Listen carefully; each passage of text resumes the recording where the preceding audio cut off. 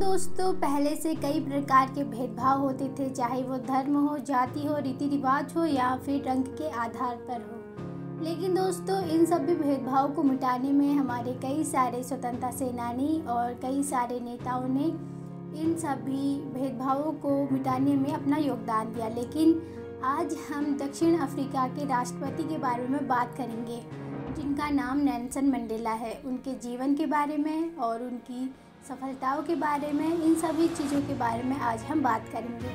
दोस्तों, Nelson Mandela के जीवन के बारे में बात करें तो इन्होंने अपने जीवन में कई सारी परेशानियों का सामना किया और इसमें से सबसे महत्वपूर्ण है, इनके रंग के आधार पर इनके साथ भेदभाव होता था, क्योंकि वहाँ पर कुछ लोग काले थे, कुछ लोग सफ़ेद थे, यानी कि किसी का रंग अश्वेत था तो किसी का रंग श्वेत था। तो इसके आधार पर वहाँ पर भेदभाव होते थे, जिसकी वजह से इन्होंने कई सारी परेशानियों का सामना किया। अगर इनके जन्म के बारे में बात करें तो इनका जन्म 18 जुलाई को हुआ था दक्षिण अफ्रीका में। इन्होंने अपनी शिक्षा प्राप्त करने के बाद अश्वेत लोगों के लिए कई प्रकार के आंदोलन किए, कई प्रकार के आंदोलन, भाषण और विद्रोह किए और साथ ही इन्होंने NAC नेता के साथ मिलकर 1952 में दक्षिण अफ्रीका के पहले अश्वेत कानून की स्थापना की थी।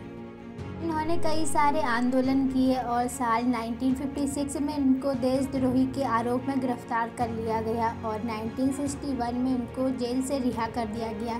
लेकिन जेल से रिहा होने के बाद भी इन्होंने कई सारे भाषणों में अपना योगदान दिया, आंदोलनों में अपना योगदान दिया और साल 12 जुलाई 1964 को इनको आजीवन कारावास सुना दी गई।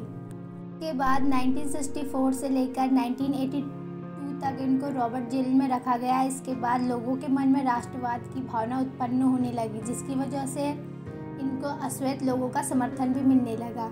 जिसके बाद इनको साल 11 फरवरी 1990 को राष्ट्रपति यानी कि अफ्रीका के राष्ट्रपति के द्वारा इनको रिहा कर दिया गया।